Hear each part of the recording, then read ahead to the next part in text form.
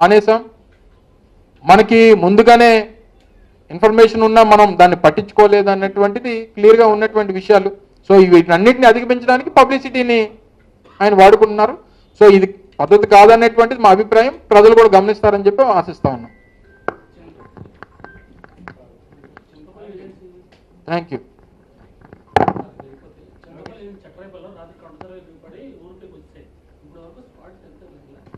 అదే చెప్తున్నాను కదండి, ఒక ఇన్సిడెంట్ జరిగినప్పుడు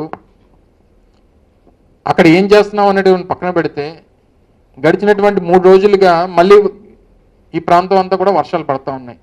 ఇందాక నేను చెప్పినట్టు విశాఖ గ్రామీణ ప్రాంతాల్లో కొన్ని ఏజెన్సీ ఉమ్మడి విశాఖపట్నం జిల్లాలో అనేక ప్రాంతాల్లో వరద ప్రభావానికి, వర్షాల ప్రభావానికి కొన్ని వందల వేల ఎకరాలు నీట మునిగిపోయి, మీరు చెప్పినటువంటి పాడేరు ఏజెన్సీ ప్రాంతాల్లో కొండ చర్యలు విరిగిపడి అక్కడ